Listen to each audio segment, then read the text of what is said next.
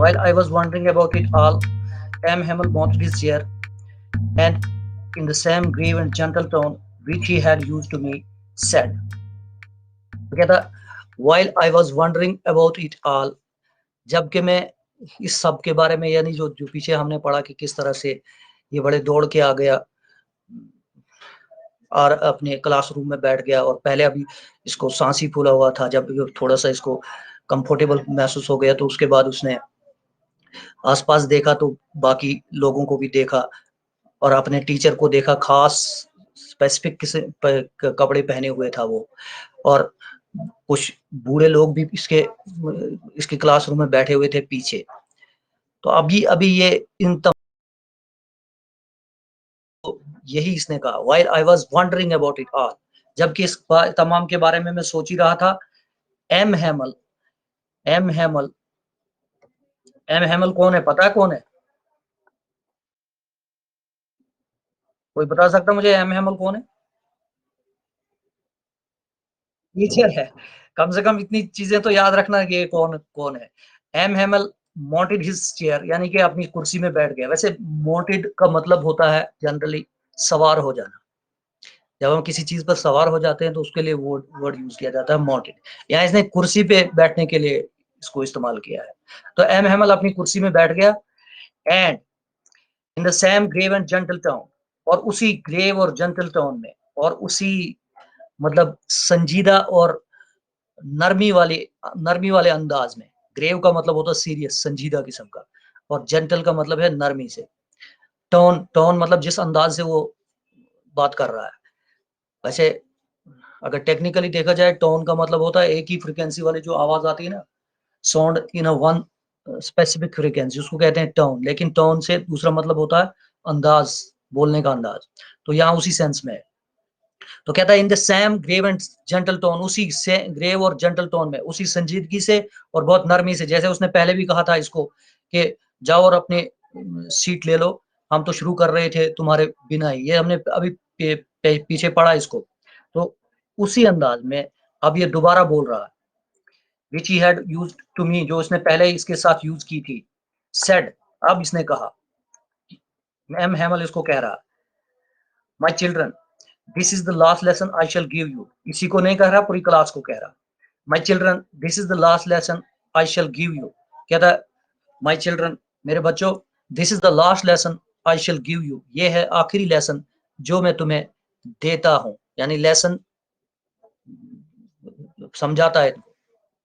तो ये याद रखना, लेसन देने को, लेसन पढ़ाने को के साथ गिव का भी यूज होता है। तो गिव अ लेसन मतलब लेसन पढ़ाना। The order has come from Berlin to teach only German in the schools of Alsace and Lorraine. तो कहता है order has come from Berlin, अब बर्लिन से ऑर्डर आ गया है, to teach only German in the schools of Alsace and Lorraine, के सिर्फ मतलब टू टीच ओनली जर्मन, सिर्फ जर्मन पढ़ानी है। बर्लिन से ऑर्डर आ गया है कि सिर्फ जर्मन पढ़ानी है स्कूल्स में, एल्सेस और लोरेन के स्कूलों में, यानी कि एल्सेस के स्कूल में और लोरेन के स्कूल में। तो यहाँ मैं बताता हूँ आपको थोड़ा सा ये समझाने के लिए कि ये 3-4 नाम जो है क्या है। पहली बात, बर्लिन। बर्लिन सुना है आपने नाम किसी ने? बच्चों में से किसी ने नाम सुना ये बर्लिन क्या है? नहीं सुना? किसी भी बच्चे ने नहीं सुना है? बहुत ही मशहूर नाम है, बड़ा तो वर्ल्ड वॉर सेकंड में तो बड़ा मशहूर रहा ये। वर्ल्ड वॉर फर्स्ट में इसका काम रहा, सेकंड में तो ये इसके 2 हिस्से हो गए थे। तो ये एक शहर का नाम है, जर्मनी की कैपिटल है ये। जर्मनी जो है ना, जर्मनी, जर्मनी का नाम तो सुना ही होगा ना। हाँ, जर्मनी एक कंट्री है, यूरोपियन कंट्री, यूरोप की कंट्री है। उसकी कैपिटल है बर्लिन। बर्लिन शहराज भी कैपिटल है उसकी, जर्मनी की।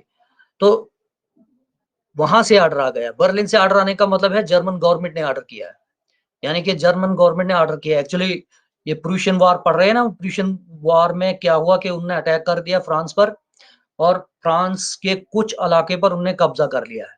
और इसमें 2 जगहों का नाम, 2 रीजन्स का नाम आया है यहाँ, एल्सेस एंड लॉरेन। ये फ्रांस के 2 इलाके हैं जिनका यहाँ नाम आया है, एल्सेस और लॉरेन। और आपकी बुक जो है ना, आपकी बुक में पेज नंबर 6 पे इसका मैप दिया हुआ फ्रांस का, और उसमें दिखाया है एल्सेस और लॉरेन को। अगर किसी के हाथ में बुक है ना तो वो देख सकता है, उसमें दिया हुआ मैप दिया हुआ। तो ये एल्सेस और लॉरेन इन्होंने कब्जे में कर लिया था प्रूशियन आर्मी ने। और चूंकि ये जर्मन आर्मी थी, प्रूशियन वो तो मतलब इलाका ही जर्मनी का था, जर्मनी था, आज का पोलैंड, फिर कुछ ऑस्ट्रिया का इलाका, चेक रिपब्लिक का कुछ इलाका, ये सारे के सारे प्रूशिया उस वक्त थे। और उस आर्मी ने अटैक कर दिया था फ्रांस पर, और फ्रांस के कुछ इलाके को कब्जा कर लिया था। उसमें ये 2 रीजन्स का नाम आया है, एल्सेस और लॉरेन। अब उन्होंने वहां से ऑर्डर दिया था कि सिर्फ जर्मन बोली पढ़ाई जाएगी स्कूलों में, अल्सेस के स्कूलों में और लॉरेन के स्कूलों में। तो मतलब फ्रेंच लैंग्वेज नहीं पढ़ाई जाएगी, क्योंकि ये फ्रांसी लोग हैं, तो ये फ्रेंच लैंग्वेज पढ़ना चाहते थे। फ्रेंच की बहरहाल अपनी अपनी बोली होगी, अपने मुल्क की बोली होगी, अपने इलाके की बोली होगी, तो उसके साथ मोहब्बत तो होगी इनको। लेकिन यहाँ अब उसके इस फ्रेंच लैंग्वेज पढ़ने के बजाय ऑर्डर ये हो गया था कि आपको जर्मन लैंग्वेज पढ़ानी है। तो यही यहाँ कह रहा है, order has come from Berlin, Berlin से ऑर्डर आ गया है टू टीच ओनली जर्मन, कि सिर्फ जर्मन पढ़ानी है in the schools of Alsace and Lorraine, Alsace और लॉरेन के। इसीलिए इससे पहले वाले सेंटेंस में ये कहा कि this is the last lesson I shell give you, एक आखिरी लेसन है जो मैं तुम्हें दूंगा आज, क्योंकि अब फ्रेंच पढ़ाना बंद हो जाएगा। और ये फ्रेंच टीचर है, एम हैमल जो है, ये इनको फ्रेंच पढ़ाता है, तो अब ये टाइम नहीं है इनके पास। तो इसलिए इसने कहा ये लास्ट लेसन है, आज आखिरी लेसन होगा मेरा फ्रेंच पढ़ाने का। मैं बतौर फ्रेंच टीचर के आखिरी लेसन दे रहा हूँ। अब चूंकि ऑर्डर आ गया है बर्लिन से नई लैंग्वेज के उसमें, मतलब जर्मन लैंग्वेज में पढ़ाने के लिए, तो अब मतलब आगे वही होगा। The new master comes tomorrow, तो क्या था, नया मास्टर जो है वो कल आ जाएगा, यानी मास्टर से मतलब है teacher.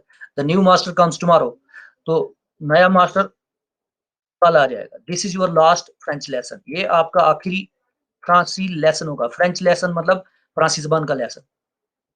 I want to be very attentive, I want you to be very attentive, और मैं चाहता हूं कि तुम बहुत अटेंटिव रहो। I want you to be very attentive, यानी कि मैं चाहता हूं कि तुम आज बहुत अटेंटिव रहो, आखिरी लेसन है, इतनी तुम्हारी अपनी बोली में है, तो आज बहुत ध्यान देना। अटेंटिव रहने का मतलब बिल्कुल ध्यान में रहना। But a thunderclap these words were to me, कहता है किस तरह के थंडर क्लैप्स थे मेरे लिए। ये वर्ड्स जो थे थंडर क्लैप्स थे, गरज थी एक सीधी मेरे कानों में। मतलब जैसे गरज होती है ना, ये बादल गरजते हैं, तो उसको बोलते हैं thunderclap. What a thunder clap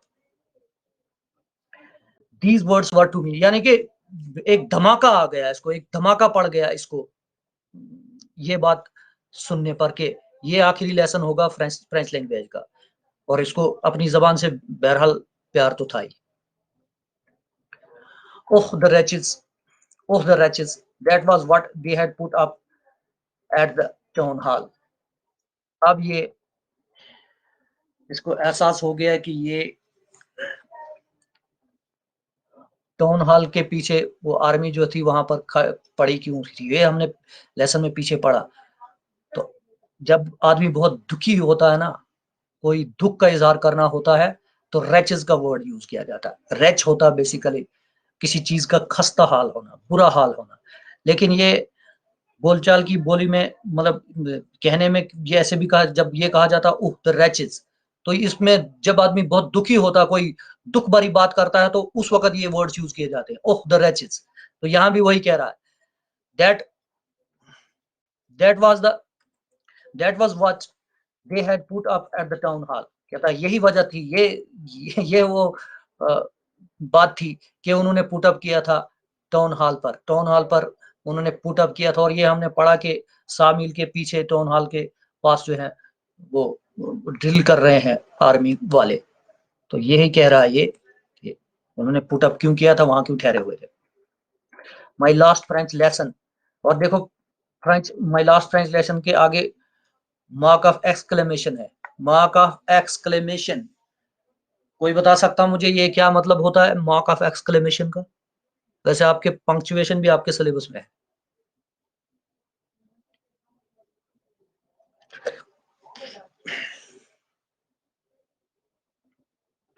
mark of exclamation क्या होता है? स्क्रीन पे नजर आ रहा है ना आपको, ये वाला निशान, ये आ रहा नजर नहीं? हेलो,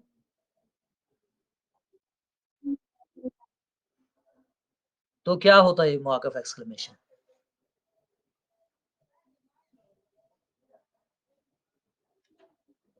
क्या होता है? शाबाश, कोई तो बोलो।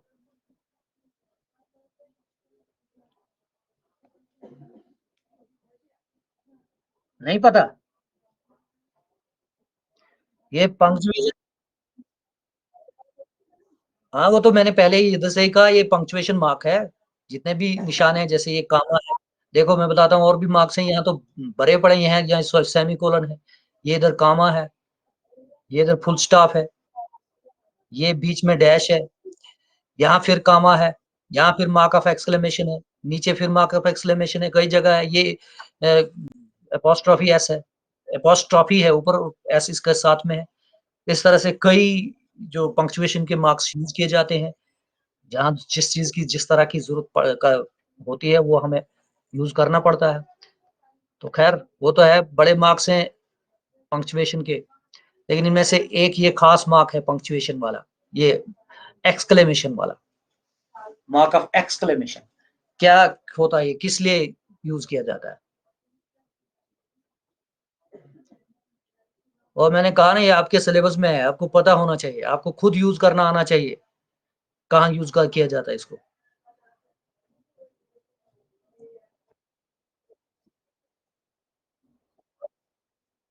हाँ, शाबाश। हम्म, बस, शॉक और सरप्राइज, इसको सीधा बता दूं मैं आपको, जब इंसान को ब्रस्ट ऑफ फीलिंग्स आती है, चाहे आप शॉक को हो, सरप्राइज को हो, अमेजमेंट को हो, वंडर को हो, सैडनेस को, कुछ भी फीलिंग्स का ब्रस्ट हो जाना, समझ आए नहीं? जब एहसासात का की बौछार आती है ना, बहुत इंसान जज्बाती होता है, दूसरे अल्फाज में ये कहेंगे। तो इस बात को एक्सप्रेस करने के लिए, मतलब आपने ये बताना है कि ये वर्ड्स जो हैं, जिन वर्ड्स के साथ इसको यूज किया जाता है, चाहे वो पूरे सेंटेंस के साथ यूज हो या ग्रुप ऑफ वर्ड्स यानी फ्रेज के साथ यूज हो, एक फ्रेज के साथ यूज हो, सेंटेंस के साथ यूज हो, किसी भी जगह यूज हो, तो उससे मतलब होता है कि ये बातें जज्बात में कही गई है, चाहे एक बात है या एक से ज्यादा बातें हैं, ये जज्बात में कही गई है। और यहाँ भी वही है, ये जो इसने कहा, इसने माय लास्ट फ्रेंच लेसन, और आगे मार्क ऑफ एक्सक्लेमेशन। तो ये ऊपर से ही पढ़ रहे हैं हम कि इसको अब आखिरी लेसन मिल रहा है उस प्यारी जबान का जिस के साथ इसको प्यार था, और अब उसको ये बताया जा रहा है कि नहीं, अब आगे जर्मन पढ़नी पड़ेगी। तो इसीलिए इसने ऊपर भी कहा, oh the wretches that was what they had put up at the town hall. ये इसी से पता पता चलता है कि ऊपर वाले सेंटेंस है कि बहुत मायूस है, बहुत ही जज्बात उमड़ के आ रहे हैं इसके, तब इसके साथ ये इसने यूज किया है, माय लास्ट फ्रेंच लेसन, मेरा आखिरी फ्रांसी लेसन, फ्रेंच लेसन मेरा आखिरी, लास्ट टाइम मैं फ्रांसी लैंग्वेज का लेसन पढ़ूंगा, इसीलिए इसके साथ मार्क ऑफ एक्सक्लेमेशन आया। Why I had I hardly knew how to write, why. यहाँ एक और बात बताऊं, व्हाई का मतलब क्या होता है?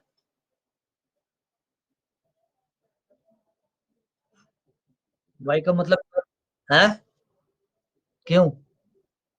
क्यों? लेकिन यहाँ मतलब आएगा इसका, why I hardly knew how to right.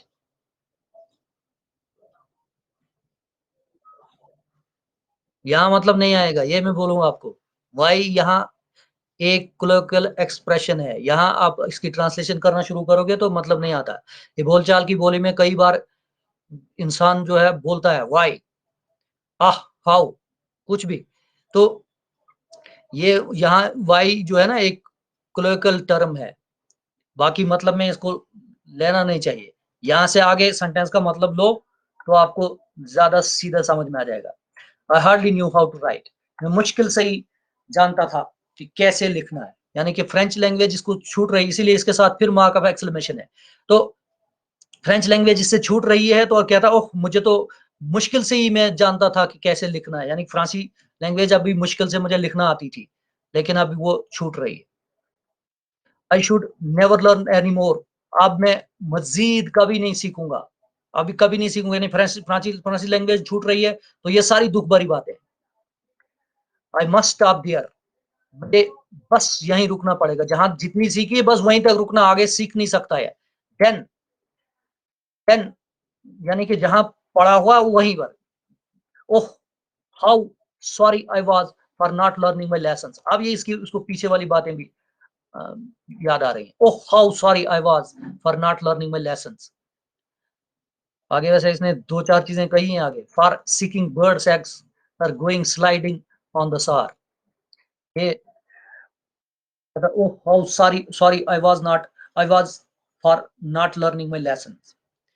कितना अफसोस की बात है कि मैं for not learning my lesson, how sorry I was for not learning my lesson, कितना अफसोस था मुझे कि मैं अपने लेसन नहीं सीख रहा था, मैंने अपने लेसन को नहीं पढ़ा था, सीखा था। कितना अफसोस की बात थी ये। फॉर सीकिंग बर्ड्स एग्स, और कहता है अफसोस इस बात पर की था कि मैं पढ़ता नहीं था बल्कि क्या कर रहा था, बर्ड्स एग्स सीख सीख कर रहा, जैसे बच्चे निकलते हैं ना तलाश में, मतलब खेल खेल में बर्ड सेक्स ढूंढने के लिए या कुछ भी काम करने के लिए, तो ये इसकी इसका एक शुगल था ये, सीकिंग बर्ड सेक्स, यानी कि बर्ड परिंदों के अंडों की तलाश करना, ढूंढना उनको कहीं दरख्तों पे झाड़ी में जाके। तो ये इसका एक शुगल था, उन उस तरफ जाना लेकिन पढ़ना नहीं। और गोइंग स्लाइडिंग ऑन द सार, या फिर सार पे स्लाइड करते जाना। सार जो है एक दरिया का नाम है जो अल्सेस से होता हो जाता है। आज भी कोई मैप को देखेगा ना, फ्रांस के मैप को, एल्सैस वहां निकल आएगा, एल्सैस में से ये दरिया फिर दिखाई देते, वैसे मैंने खुद देखा है गूगल मैप्स में देख के। तो सार दरिया जो है ये दरिया का नाम है। तो कहता है इस पे मैं स्लाइड करने जाता था, यानी इस पे सवारी करने गया, चाहे किश्ती में सवार या किस तरह से सवार या कोई फटे लेकर या जो भी है, तो उस पर वे चल जाता था घूमने, सार दरिया में घूमने, ये काम करता था। बर्ड्स एग्स ढूंढना था वो भी शुगल के लिए, लेकिन लेसन्स पढ़ना नहीं। जो असली काम इसका किताब पढ़नी थी, अपनी फ्रेंच लैंग्वेज पढ़नी थी, वो नहीं, ये नहीं करता था। अब उसके लिए बोल रहा how sorry I was for not learning my lessons, कि कितना मैं अफसोस था कि मैंने अपने लेसन्स नहीं पढ़े, बल्कि मैंने क्या किया, बर्ड सेक्स सीख करता रहा, मैं तलाश में जाता रहा बर्ड सेक्स के लिए, या फिर सार पर स्लाइड करता रहा। वैसे स्लाइड का मतलब क्या होता है? वैसे स्लाइड का मतलब होता है लुढ़कना। यहाँ स्लाइड से मतलब है पानी के ऊपर तैरना, सवार होना, सेल करना। My books that had seemed such a nuisance a while ago, so heavy to carry, my grammar and my history of the sands were old friends now that I couldn't give up.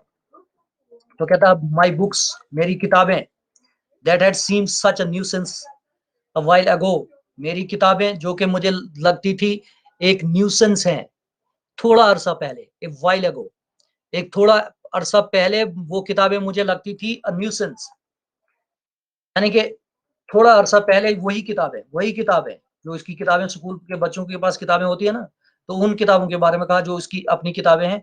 तो कहता है कि जो थोड़ा-सा अरसा पहले while अगो वो मुझे लगती थी अ न्यूसेंस, ये मेरे लिए एक शोर-शराबे का बाइस, एक मुश्किल का बाइस लगती थी। न्यूसेंस होती है कोई भी चीज़ जो इंसान को डिस्टर्ब करे, जो इंसान को परेशान करे, उसको बोलते हैं न्यूसेंस।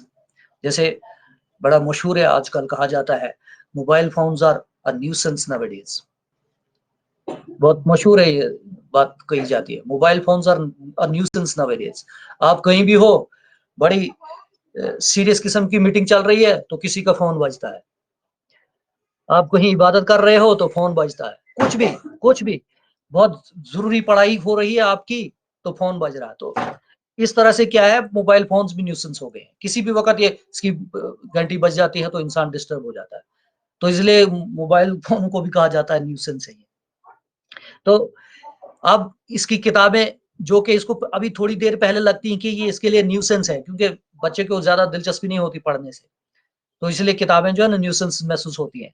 तो ये थोड़ी देर पहले इसको ऐसी लगती थी कि ये न्यूसेंस है, लेकिन अब क्या हो रहा है, सो हैवी टू कैरी, और बड़ी मुश्किल लगती थी उठानी इसको किताबें। माई ग्रामर, और इसका ग्रामर ये भी आगे पढ़ेंगे कि कितना प्यार आ रहा था इसको ग्रामर के साथ। वैसे ग्रामर क्या होता है?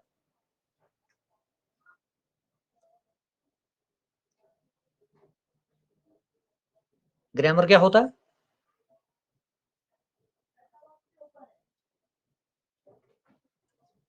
हाँ बोलो कोई। अब मुझे पिन पॉइंट करके थोड़ी पूछना है, मैं जनरली पूछ रहा हूँ।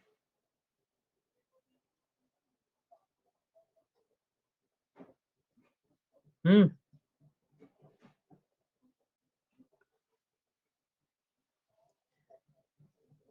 किसको बोलते हैं ग्रामर? हाँ, इतनी इतनी देर से ग्रामर पढ़ रहे हो, इतनी देर से पढ़ रहे हो, तो आपको पता नहीं ग्रामर किसको बोल रहे हैं, बोलते किसको है ग्रामर?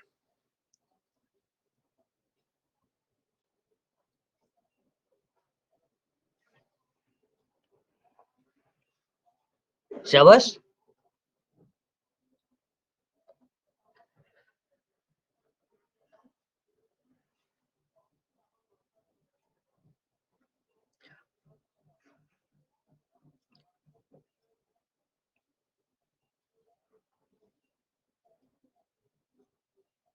बड़ी खामोशी है, फायदा क्या है ऐसी पढ़ाई का जब पता ही नहीं है?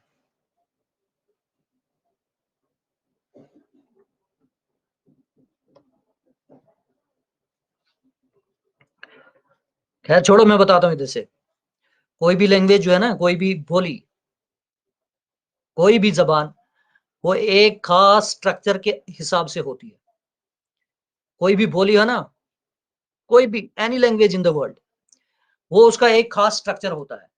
नाउन कहाँ पे आ जाएगा, वर्ब कहाँ पे आ जाएगा, एडजेक्टिव कहाँ पे आ जाएगा, एडवर्ब कहाँ पे आ जाएगा, जो वर्ड्स की वो वर्ड्स का एक खास सेटअप होता है, खास अंदाज में उनको जोड़ा जाता है। और ये जो खास अंदाज में जोड़ने का जो सेटअप है, जो ये इसके रूल्स हैं, वही उन्हीं को कहते हैं ग्रामर। ग्रामर तो वही होती है, और आम तो ये ग्रामर जो है, एक ग्रामर, कोई किसी भी जबान की ग्रामर जो है ना, उसके बोलने वाले के लोगों के दिमाग में होती है। एक ग्रामर तो जो किताब की शक्ल में आती है ना, जो जिसको ग्रामेरियंस लिखते हैं, ऑथर्स लिखते हैं, वो तो भी फिर वही रूल्स लिखते हैं वो। लेकिन असली ग्रामर जो रहती है वो लोगों के दिमागों में होती है, उनको पता होता है कौन सा वर्ड कैसे बोलना, अदायगी कैसे होगी वर्ड्स की, किस तरह से वर्ड ग्रुप बनाया जाता है, जोड़ा कैसे जाएगा वर्ड्स को। तो वो सही अंदाज में जोड़ते हैं। अगले को भी पता होता है, सुनने वाले को, कि ये हाँ इस तरह से जुड़े हुए अल्फाजों का मतलब क्या बनता है, तो वो समझ जाते हैं। तो ग्रामर उसी का नाम है। ग्रामर जो स्ट्रक्चर है लैंग्वेज का, उस लैंग्वेज की स्टडी का नाम है ग्रामर। इसके साथ फिर बहुत सी चीजें आती हैं, जैसे वर्ड फॉर्मेशन है, प्रोनाउंसिएशन है, वर्ड बिल्डिंग है, फिर क्लास मेकिंग है, एनालिसिस है, सिंथेसिस है, कई चीजें हैं फिर ग्रामर में। ये सारी की चीज सब चीजें आती है, लेकिन बुनियादी तौर पे ग्रामर उस स्टडी का नाम है जो लैंग्वेज की स्ट्रक्चर के साथ मुंसलिक है, उसको कहते हैं हम grammar. And and my history of the Sands, और कहता है मेरे सैंड्स की हिस्ट्री, मेरे मेरी जो बुक है, ये भी बुक की बात है, सैंड्स की हिस्ट्री की बुक, उसकी भी बात कर रहा हूँ। और सैंड्स होते हैं एक्चुअली, जो जहां तक मुझे अंदाजा, सैंड्स दो सेंसेस में यूज होता है। तो मैं दोनों सेंसेस बताता हूँ, यहाँ दोनों सेंसेस आ सकती हैं। एक सेंट होता है जिसको जिसको जिसके बारे में ये कहा जाता है कि जिनको हम कहते हैं पहुँचे हुए लोग, जो खुदा के साथ कुछ राब्ता उनका होता है, जो बहुत ही अ, अच्छा किरदार, बहुत अच्छे इखलाक, मॉरली हाई वगैरह-वगैरह होते हैं, उनको तो उनके पास पावर्स आ जाती हैं, शक्तियाँ आ जाती हैं। तो ऐसे लोगों को सेंट्स कहा जाता है। दूसरा सेंस इसकी ये है कि जिनको डायरेक्ट राब्ता होता है गॉड के साथ, खुदा के साथ, यानी ऊपर से उनके पास मैसेजेस भी आते हैं। तो दूसरी सेंस में ये भी है। तो जो जितने भी जो पहुँचे हुए लोग हैं, अच्छे लोग हैं, उनको सेंट्स कहा जाता है और उनकी बुक्स आमतौर से होता है जो साधु संत लोग जो बहुत ही पहुँचे हुए लोग हैं, उनके बारे में जो हिस्ट्री में उनके बारे में जो लिखा जाता है उसकी उनकी हिस्ट्री वही उसी किताब की बात की है इसने यहाँ। तो ये सब इनको इसको याद आ रही है। वर ओल्ड फ्रेंड्स, ये सारी की सारी ओल्ड फ्रेंड्स थी इसकी। इसकी किताबें, इसकी ग्रामर, इसकी हिस्ट्री, सेंट्स की। Now that I couldn't give up, और कहता है now that I couldn't give up, अब मैं उनको नहीं छोड़ सकता था।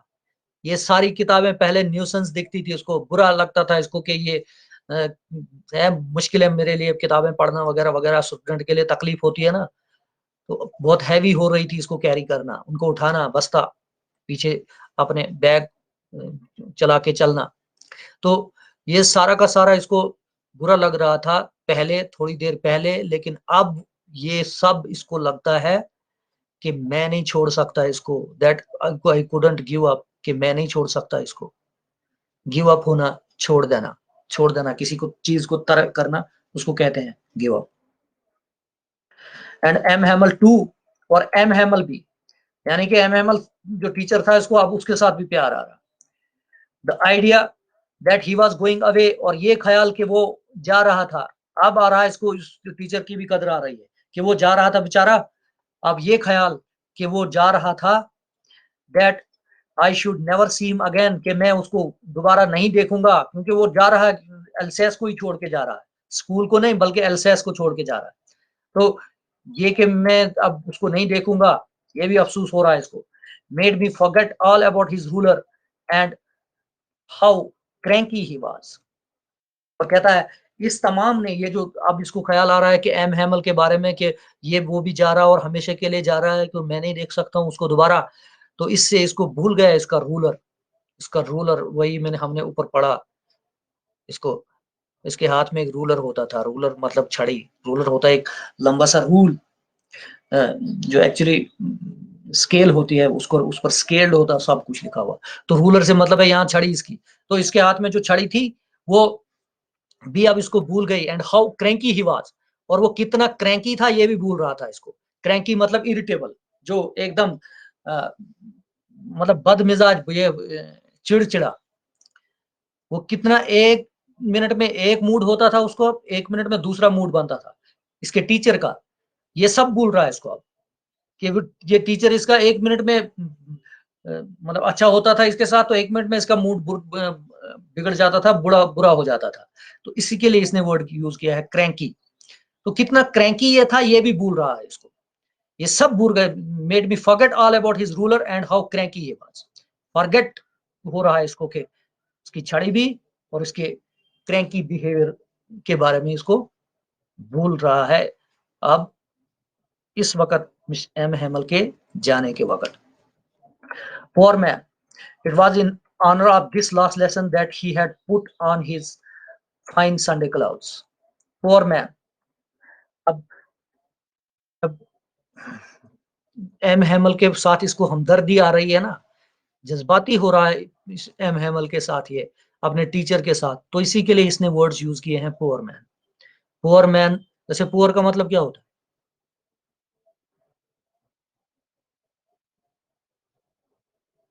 पुअर का मतलब क्या होता है?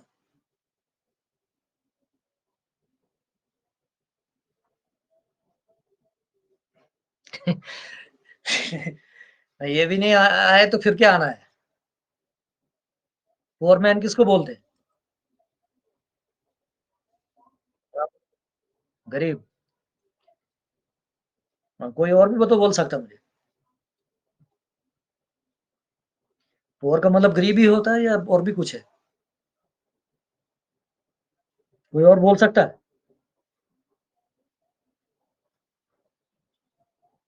शाबाश।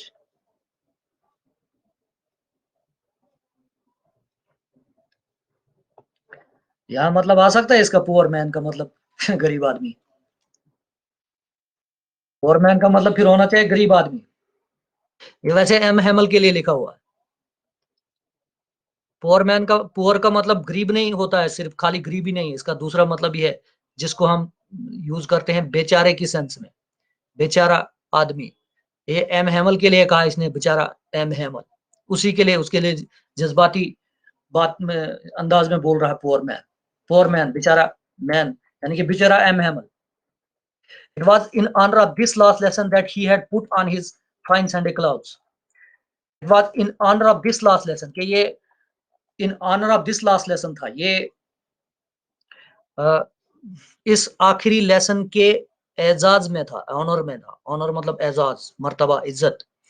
तो इस लास्ट लेसन के एजाज में था that he had put on his fine Sunday clouds, कि इसने पहने थे अपने फाइन संडे क्लाउड्स, संडे के कपड़े, फाइन संडे के यानी बेहतरीन किस्म के संडे जो क्लोथ पहनता था, जो संडे के दिन पहने जाते हैं। एक्चुअली क्रिश्चियंस में एक इबादत का दिन भी होता है संडे के लिए, तो बड़े कपड़े अच्छी तरह से पहन के वो जाते हैं, मतलब संडे को। तो वैसे भी छुट्टी का दिन होता है, उस दिन बन ठन के निकलते हैं बाहर लोग, तो उस सेंस में भी होता है संडे क्लाउड्स। तो अब इसने पहने थे ये वो संडे क्लाउड्स, पुट ऑन किए थे। पुट ऑन होता पहनना, याद रखना। पुट ऑन का मतलब है पहनना, वेयर टू वेयर। तो इसने बेहतरीन किस्म के संडे क्लाउड्स पहने थे इस लास्ट लेसन के एजाज में। ये अब मतलब ये इसको बेचारा के तहत ही बोल रहा है इसको। And now I understood why did old man of the, और कहता है and now I understood why did old man of the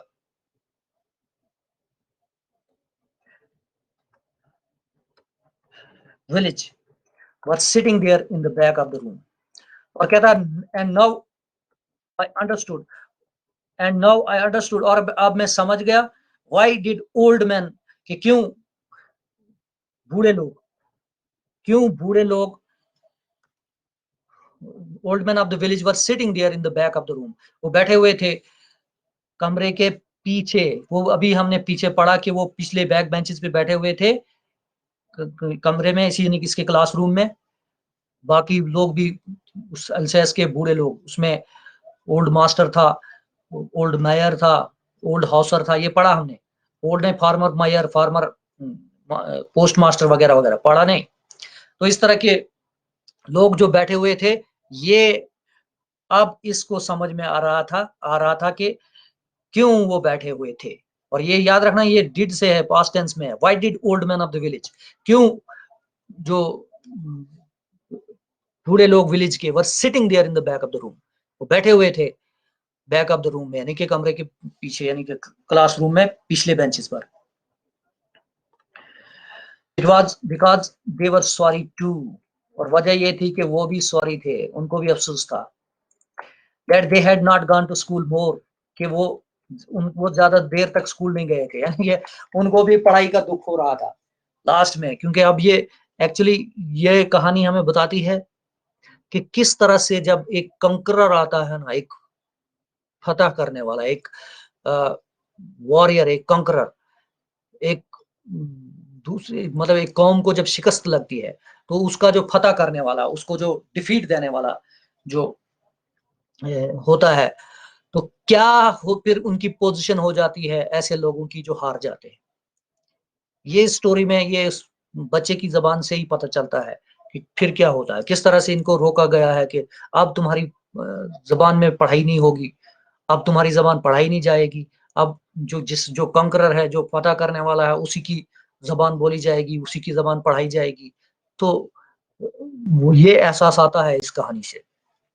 तो it was because they were sorry too, और ये वजह थी कि वो भी सॉरी थे, बारह सॉरी तो होना था, वो भी फ्रेंच लोग थे, उनको भी अफसोस हो रहा था that they had not gone to school more, और वो ज्यादा देर तक स्कूल नहीं आए थे। अब क्योंकि जब पढ़ाई का दौर होता है ना, उसमें पढ़ाई में इंसान ध्यान नहीं देता, लेकिन जब वो बड़ा हो जाता है तो उसको पता चल जाता है कि कितना जरूरी था मुझे सीखना, और अगर नहीं सीखा हो तो फिर वो अफसोस होता है।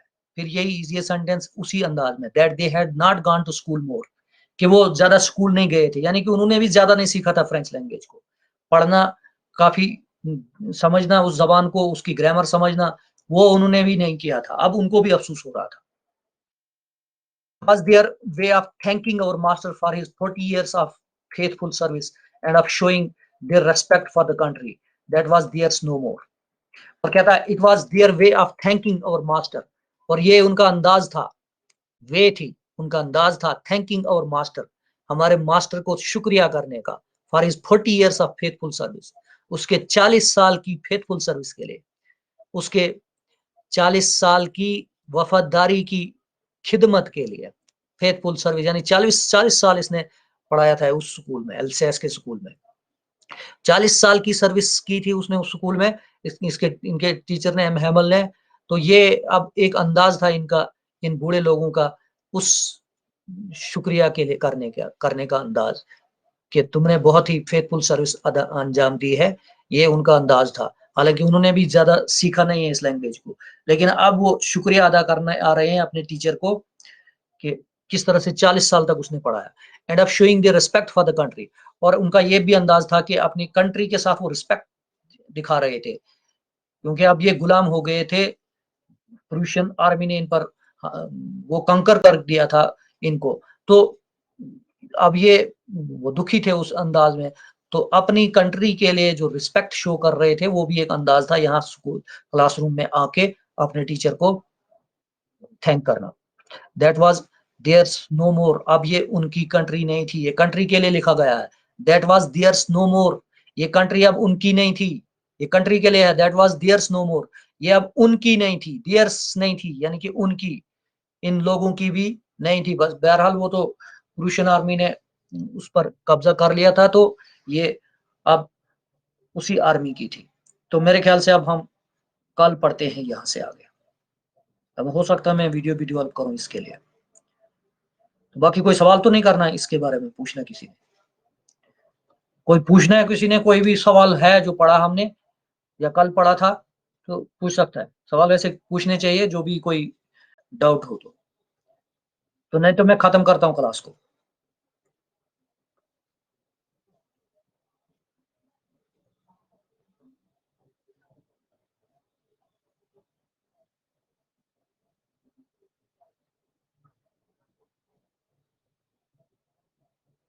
मतलब पूछना नहीं है किसी ने।